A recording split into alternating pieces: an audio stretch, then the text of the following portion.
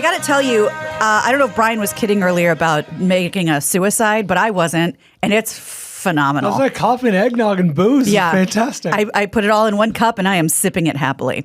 All right, it's that time of year for some of those end-of-year predictions and a look back, and we're going to do that right now. Let's talk about Time Magazine's Athlete of the Year. I think it's surprising and also completely unsurprising. It ain't Tom Brady. It's not LeBron James. It's another GOAT, but somebody who didn't complete their sporting event this year, who's still getting a lot of praise for putting... Simone. There you go. Mm-hmm. Simone Biles. Controversial pick to some, most decorated gymnast of all time, pulled out of the Tokyo Olympics due to some mental health issues and hasn't really competed much this year, but gained a lot of support for putting those struggles out there. All right, it's all fucked up. It's all over. It's like Athlete of the Year, just sticking. But what about her courageous stance on mental? It's like, all right, that's fine. It has nothing to do with Athlete of the Year. That we're getting corrupted. The Oscars is fucked up. Everything is fucked up. Everything but the aforementioned Indy 500 is fucked up because that's just whoever fucking finishes first. Japanese guy a year ago. Fine. Whatever. That's the whole point. We're playing too much. We're reimagining Athlete of the Year. Yes, we can't reimagine everything. It's just an Athlete of the Year. All right, she had an issue. She dropped out. Well, and even she would, I would imagine, say like, look, I know I'm not exactly going to be the Athlete of the Year this year, but I had to take care of myself, you know? But she inspired so many other Olympians to drop out. Not go for the gold. It's not Athlete of the Year. Like, here's what I'm saying. Oscars, whatever. Athlete of the Year, stop factoring in a whole bunch of other stuff. Just what went on the field. Focus on the I mean, even if prize. sometimes there's athletes that go, well, when he's not here, he's in Cambodia sweeping for landmines. Like, that's awesome. I just want to go off the stats. Treat it like the Heisman. Yeah. You know what I mean? It's just pretty much what kind of numbers did you ring up? Would you like to know what Pantone's color of the year is going to be? Now, last year I liked it, and I've seen a lot of houses adopt this, and I thought it was really cute.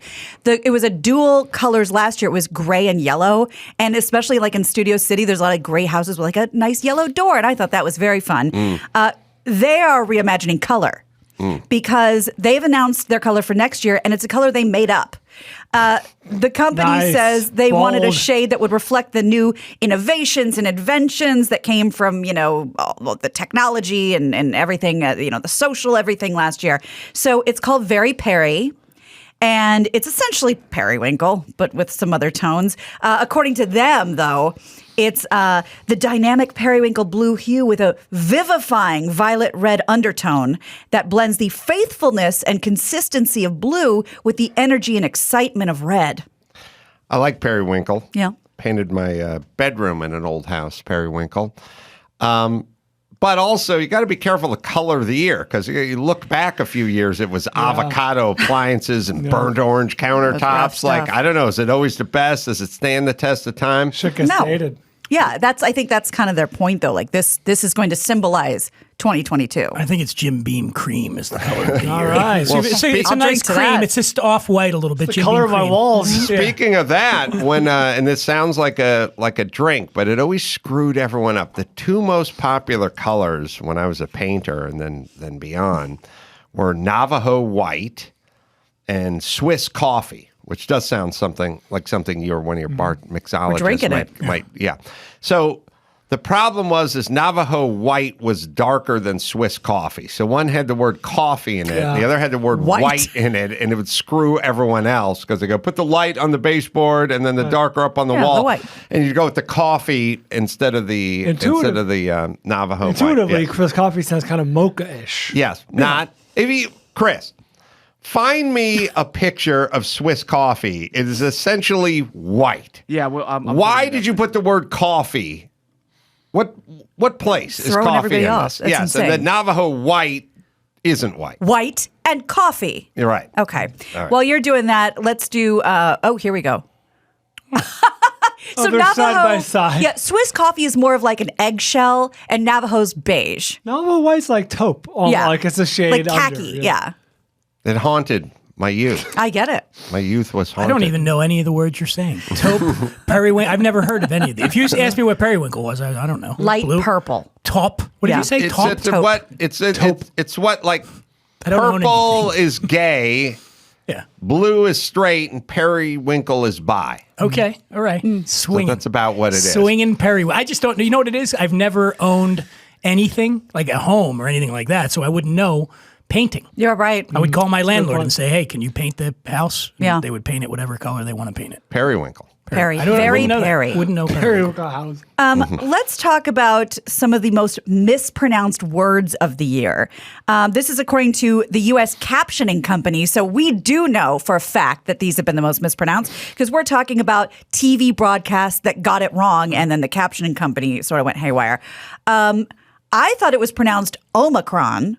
Apparently Omicron. It's Omicron. Like, is the Greek letter Omicron or Omicron? Must be Omicron. I always heard Omicron. All right. No idea. That's one of the most mispronounced, and we're hearing that all the time now. By the way, is I was variant. done with this variant. I'm like, no, I'm not learning any more variants. No. I'm done with the variants. I've learned way too many new words in the last 5 years. I gotta cap it. Well, I don't know what comes next in the Greek alphabet, but we had the lambda, we had the mu, we had the delta. So, Brian, do you know what's next? Pi? Theta. Ooh, I like that. Is it pi? Chris can look up the Greek Come on. alphabet. COVID pie. Yeah. So while he's looking that up, I mentioned this word before, and I think it should die a quick death. Chuggy, No. because it makes me feel really old. That's Gen Zers making fun of millennials who are now Oh, burn. 40-ish. Wow, sick burn. Chuggy is like, you're out of style and you're trying to be in style. Billie Eilish, people are having a hard time with that. And people still can't get their mouth around Chipotle. We can't say Billie Eilish? Yeah, people are, according to TV Eyelash. broadcasters, eyelash, maybe eyeless, I don't know. Oh, okay. That's screwed up a lot in Pie the captioning. is the next. COVID Greek. pie. Delicious. So says Brian and Chris. Other mispronounced words, Dogecoin, Ethereum, these are all, crypto, and Glasgow. Not Glasgow, Jonathan Lithgow. Who says not Lithgow. Glasgow? I don't know, 'cause that's how it's me. spelled. Here's the thing. In the booze business, there's a lot of things that get mispronounced. And I'm curious what your thoughts are on what's the appropriate way. Is it dickish? Like if someone says Keep there's walking. a scotch, there's a scotch called Oban, right? Yeah. Oban. A lot of people call it Oban. Whatever. So what's the cool way to correct? Is it to go, because I feel like I need to correct them because otherwise they're going to go through life mispronouncing the word. I think you have to personally, unless you keep walking. They're going to show up at the mill on Monday and mispronounce Oban. I was drinking and all the Oban. fucking all the cutters are going to turn on all the guys at the quarry. I mean, I think you should be allowed to correct. There's no harm and no foul if it's a word that doesn't really exist. Okay. It's almost like pronouncing someone's last name Right. and you mispronouncing it because it's not a word. It Right. doesn't. You don't feel the shame of a word that is a name or something that No. didn't formally You're not exist. It's expected just to know. them just how to do it. It becomes shaming when it's a city that's been around for 1,000 years Right. and you're fucking it up. Yeah. You know what I mean? Arkansas. Well, people that come out to visit, they've never been to California. They'll say, "Oh, we're going to Wilshire Boulevard." Yeah, it's And spelled that way. Sepulveda. So here's how I correct. I don't Sepulveda. tell them that they're stupid. I just go, "Oh, you're going to Wilshire." Yeah. And say it the right way. Smart. Well, here's Yeah, an on. That's how you do it. And then I go, "You're going to Wilshire, you fucking idiot." There you go. Yeah, that's what That's I the Here's tack. that on. here's an interesting one. Now that I've moved out that direction, PCH, Pacific Coast Highway. Half the people say the PCH, No, and I'm like, I'm from here. We just said PCH. You're not supposed to say PCH. You're not supposed to say the PCH. I was corrected all the time on Everyone who news radio. moves out here says Carpetbaggers. the, and then they correct me, Nope. and then I'm like, I've lived here. They're wrong. By the way, you PCH. know what? Reason 128 why LA sucks. You come from a place. You're from the Philadelphia. PA, right? You're Kansas, the Bay Area. You're allowed to correct me from LA on anything. It's not Permontes, it's Permantes. Come on, use your head. You know what I mean? Like you could. Oh, yeah. You Thoroughbred. and I'll- Bodine. It's not Bowden. I just walk backwards. I just say, yes, you're right. You're from LA. Someone moves here from bumfuck, and you go, it's not the piece. Yeah, well, so says you. Like you don't get any fucking hometown knowledge. You get no hometown knowledge. You get no credit for any of this. It's LA. It's everyone's town. Yeah. There's no locals. You don't know anything that's somebody from Arkansas or Tiburon. No, you just know. I used You to don't have know one. anything. You're from here. Sorry, fuck faces. I'm from here. I have a couple of inside things. Yeah. It's my business. Why don't I get any hometown? You get all the hometown shit you want.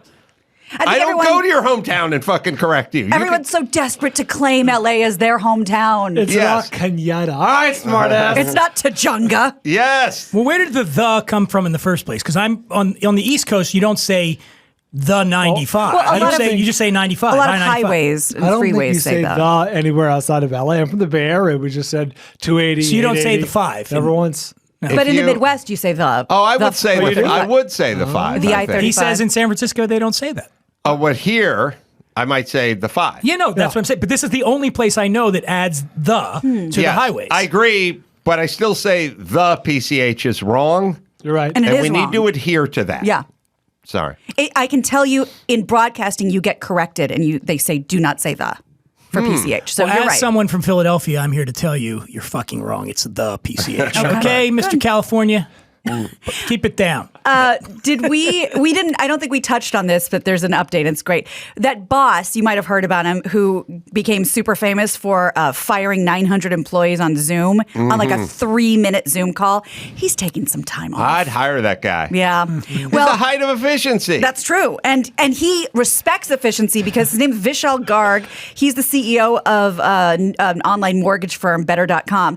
And according to Lad Bible, accused staff of being lazy and said they're so unproductive, they were basically stealing from the company and its customers. Wow. I like him. And the call was 3 minutes. He fired 9% of the staff. However... But you know how long it takes, like, the Turk to walk down the hall and ask for everyone's playbook at 4:30 in the morning and everything? And just put them all up on one screen and shit can them. Did you see the video, though? The way his body language, I watched it, and it was like, he could give a shit that he was fired. He was like lounging back. I think he had like a sweater tied around his fucking neck. And he was just like, hey, I think he started by saying, if you're on this Zoom, you're one of the unlucky ones. You're one of the unlucky ones. and he was just sitting back and he's in this plush office with his fucking chinos on and just look at I was like, dude, what do you like at least pretend like you have some compassion here. He didn't care. Well, some outside services felt the same way. So an internal memo went around,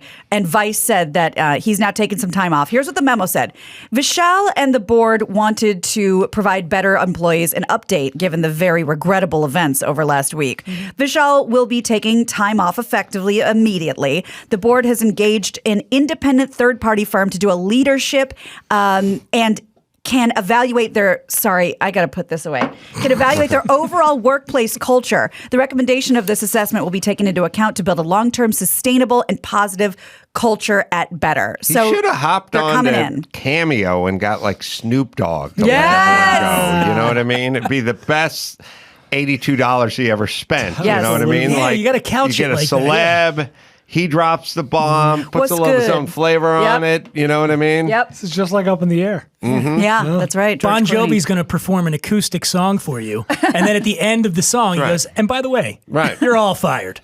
Yeah. You're not wanted. You're not wanted. And you're to blame. All right. So update on that Fonzie jacket and the Triumph that was at auction at Bonham's. Triumph, the motorcycle brand. Yeah. Just to make sure everyone didn't think it was a Triumph. The insult dog. No, like it was a Triumph and this broke the record in sales. No, you're right. You're right. Henry Winkler auctioned off a number of props and costumes he wore as the Fonz in Happy Days. When I first reported the story, the outfit, so that had one of the leather jackets and jeans and t-shirt and boots, it was supposed to go between $50,000 and $80,000. Any guesses on what it sold for? I looked it up, so I'm you're going to pull recused. myself out. I feel like everything's exceeding the estimate these days, just prices and inflation and the economy. So I'm going to go 110,000. Okay, Dan. 111,000. Oh, you son of a bitch! This one stayed within, but on the high side, 75.3. Now, the silver 1949 Triumph Trophy 500 motorcycle. Oh, I thought they were together. Okay, sorry. Separate. That was expected to sell between 80,000 and 120,000. Any guesses? I did not look that one up. It's not a Bonneville, which is the sort of popular one. Is this the bike that the Fonz rode in Happy Days? Or had next to him at least. So that thing has some street value anyway. Right. Because the collectible motorcycles are getting really expensive, Fonzie or not. So, whereas the leather jacket has no street value or the street value. So, I don't know what The street. I don't remember if we went Son of a with the estimate on that one or not. Well, it was expected to go between 80 and 120. Oh, that's interesting. 140. Okay. Yeah. Yeah. I'll go 130. I'm going to double down on my theory. I was going to go 130, but changed up 135. $230,000. Whoa. Oh, there it is. Wow. There's not much to that bike, and it's street value of that's probably under 20. So that's probably a lot of Fonzie, I think. Nice. Now, I know that you're very fond of flatulence and gases and belches and farts. Oh, and, but also the jacket. Thank you. Full stop. The jacket, there's like 7 of those. There are, and one of them's in the Smithsonian. You're not They getting that have one. like the hero one and the whatever. You Yeah. don't know which jacket you're Had one for reshoots. getting. Right. Your body double. Body double jacket. The bike is probably one of one. Yeah, So right. that gives it a bump. Sorry, go ahead. Well, an Australian man has set a new record for the loudest burp on Earth, and yes, I'm going to play it. Yes. Neville Sharp broke the record set 12 years ago by a guy in the UK. So on July 29th, Neville's burp was registered at 112.4 decibels. Is he the sound studio? That's where they put him to do the record. That's great. So this is how they're really taking this seriously. By the way, 112 decibels louder than a trombone, an electric drill, a vacuum, a lawnmower. In the video, which I'm going to show you, posted on Twitter by Guinness, according to this, Sharp can be seen in a recording studio burping near a woman who's holding this decibel meter. His first attempt is 110 decibels. Then he broke that. So let's watch both burps. Oh, that's a loud burp. That's good. It's like a dinosaur. 110.0. But he thinks he's got a better one in him. That one broke the record. Now Here he's going to break his here own he takes a record. shot of Jim Beam cream. Here he goes now. It is a bubble. Audible gasp. 112? 112.4. He's so getting laid. Doubtful. Yeah, Chris, you can leave stuff on the screen if you put it up. Thanks. Is one of 3 Fonzie bikes built for the show, so that Over was the course corrected. of the run. And it was built by Steve McQueen's stunt double. He's the Oh, guy shit. who jumped the bike in The Great Escape over the fence, Okay. famously. Sure. Yeah, of course. Which may have been a Bonneville Triumph, I think. I think the rub was the bike was made, 8 years after the Nazis were gone or something. But Sure. It's a We'll buy cool in. shot. But so there is a guy. You guys know the guy in New Orleans who's the whistle guy?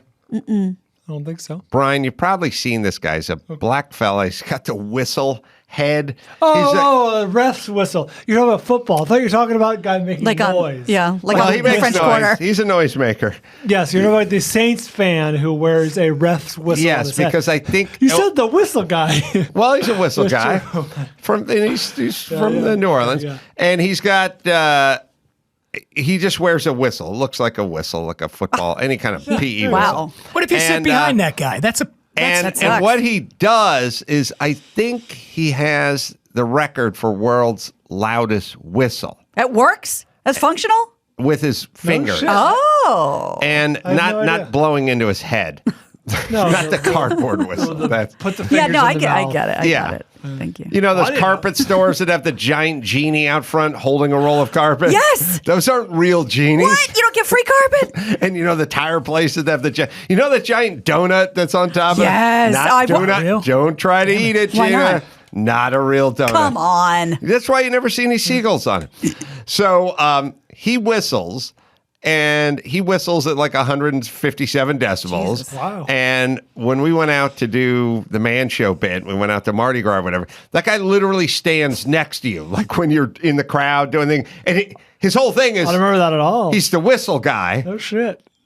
Except for it's the blows most somebody out? fucking annoying thing on the planet Piercing. because he's standing next to you and he's just breaking eardrums. Like, but it's sort of like that's his thing. He's got to do his Right. thing. But if you're anywhere near him, it's deafening. My grandma says you're on the Bourbon Street. The Bourbon Street. That's what right. about That's people right. that paint their faces and go to games? That fascinates me. I'm like, what?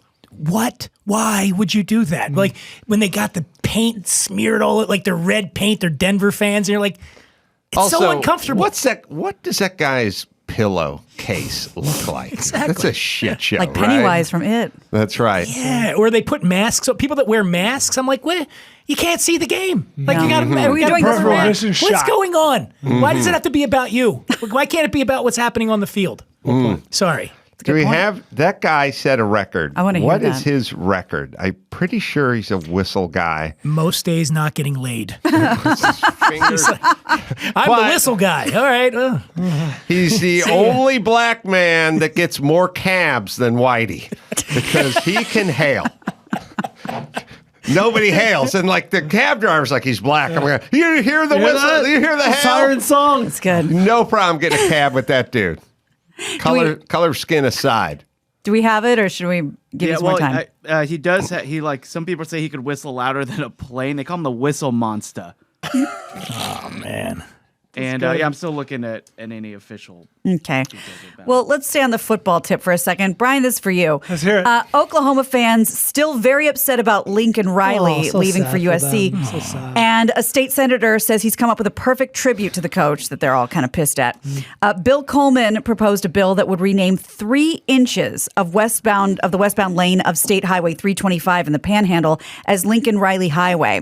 Coleman said in a release, Big to small. I found the tiniest section of our most desolate highway to pay tribute to Coach Riley's exit from Oklahoma. This is only fitting as this is the last 3 inches one sees before leaving the great state of Oklahoma. And they are voting on this in February. Good. Whistle Monster set a record in 2002 on Jimmy Kimmel's show. Oh, shit. 123 decibels. So he beat the Belcher. Yeah. And I don't know. Do we have footage of that, Max Pata? No.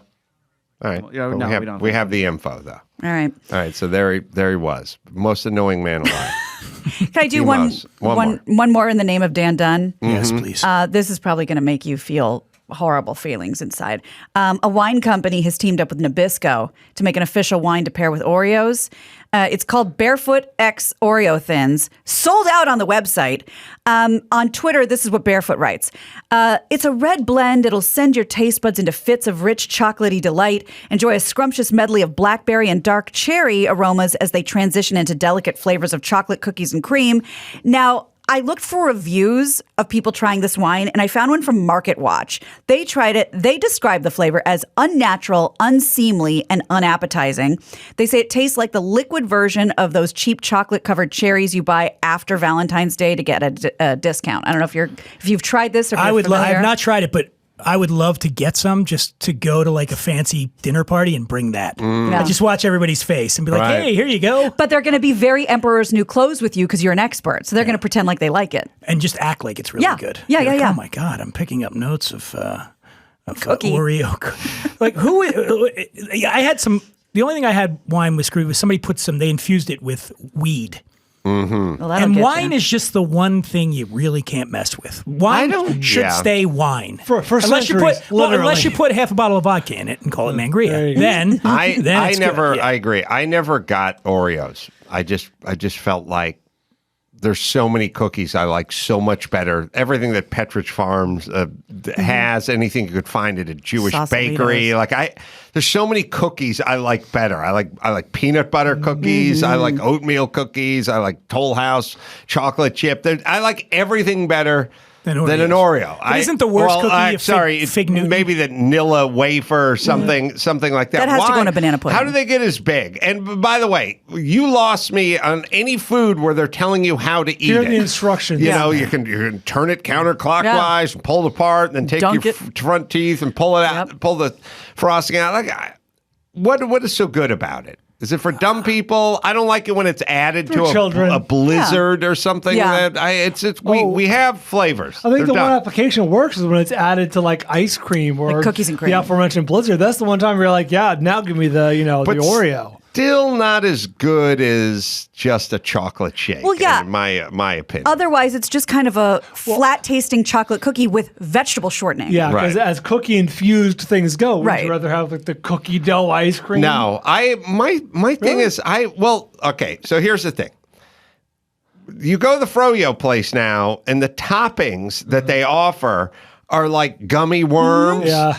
Sour Patch Kids. Sour Patch Kids and Jawbreakers. baseball trading Yep. cards Yep. and shit and gum Yes. and stuff. It's like, no, What are we I supposed want to do with fucking this? nuts and caramel and Sprinkles. fudge and whipped cream. Like This is what? another meal on top of my meal. Well, it's also not even- it's a synthesized plastic weird Sour Patch Yeah. meal. I It's gross. want the fucking toppings. Lemon Same. heads. Yeah. Yes, and I feel the same way about all the blizzards and all the everything and all the weird, like, you know, they'll take a thing and they'll go like cookie doughs that way or All the Ben and Jerry's varieties are all infused with something. no, I appreciate what you're doing here, Brian, but what I'm saying is chunky monkey, you know, like the peanut butter one with the chocolate or the cherry Garcia. That's all fine. That's just cherry, that's chunky or whatever.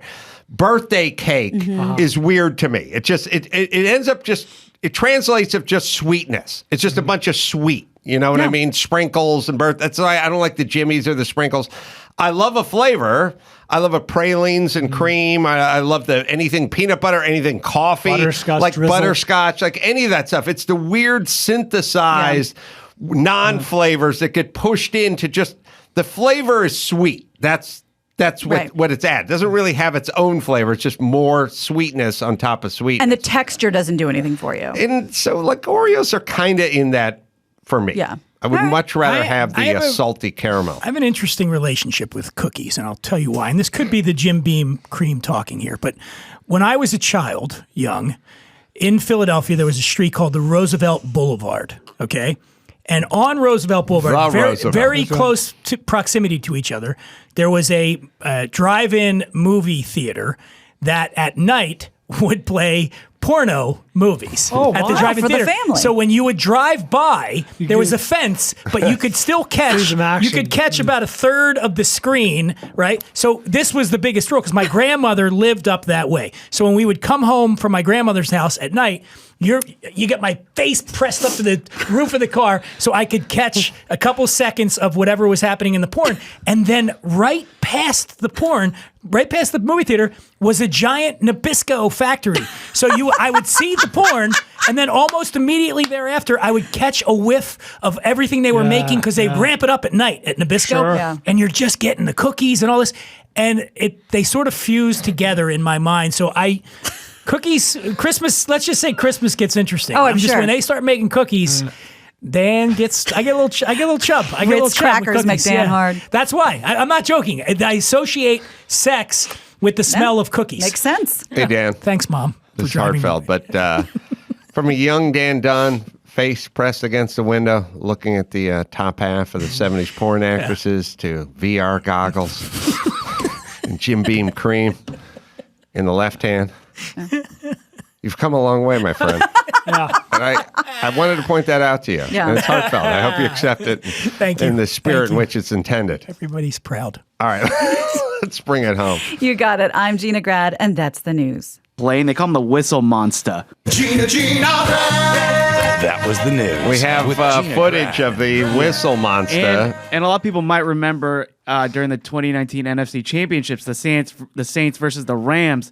Everybody's hearing this guy in the background too. So there are a lot of complaints going into like the network, like why? Because he was blowing the whistle. The mics were getting picked up. Right, like they think they're blowing the whistle. Sure. The Yeah. play. It was just dead. it's not like a bird in the audience that was just like annoying everybody because it's so piercing. Yeah, but I'm saying they thought it was a whistle, the ref's whistle, right? I just thought everyone's just annoyed by the sound. Like people were just watching the game. Well, They were you hearing will. it. There are games where you hear someone a whistle in Yeah. the crowd. And it seems like the like, action oh, is full stopped. start? Yeah.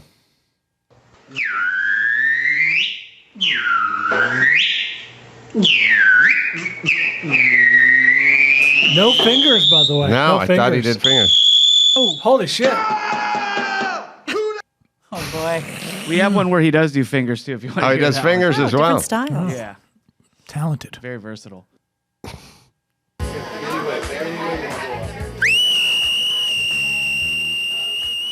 It's the most, it's the most obnoxious thing. If you were next to him at a Saints game, you would kill yourself before the second quarter. I'll look to get some new season tickets. Although, Just to put that in a little bit of perspective, you guys your faders are all at Unity at 0 dB. Mm-hmm. I played that at minus 35 Oh, shit. decibels, which is next to minus 40 is kind of non-audible.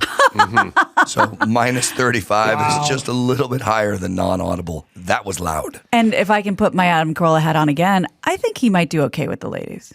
I think he has some skills. All right. Did we bring it home, Gina? We did. All right. Let me tell you about Scribd. With so much content out there, you might spend as much time looking for your next book as reading it. Scribd. Instant access to millions of ebooks, audiobooks, magazines, and more, plus thoughtfully curated editors' picks and smart recommendations based on what you've read, all for just $9.99 a month. By the way, I got all my books there on Scribd, and so many other great offerings as well. Streaming changed everything.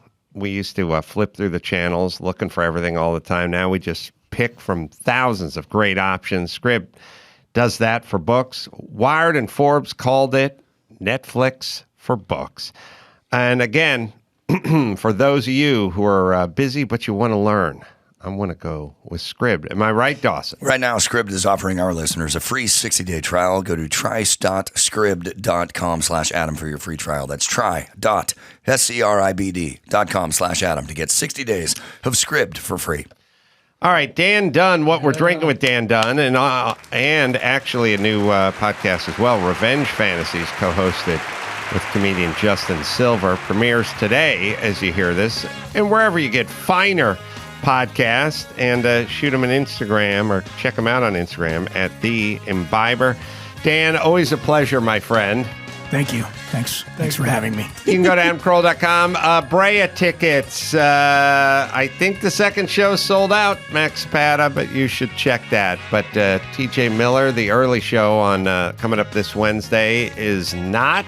That'll be December 15th, coming up this Wednesday. We're taping those shows. Helium Comedy Club, we're all going to be there December 22nd, 23rd, doing 4 shows. Stand-up and live pod, and you can check out our Chassis Channel 687 as well. See all the premium stuff there. Until next time, Adam Carolla for Dan Dunn and Gina Grad and Bull O'Brien. Say it. Mahalo. You know, black folk, you got the vertical, you got the wide hog, and then you got a little bit tardy. Focus on tamping down the bad. That's all, just like you would individually. That's a good I point. mean, lean into the good stuff, tamp down the bad. Don't throw them all out. Right. All right. Is that why Jews have gotten less funny? They didn't want to be known for it.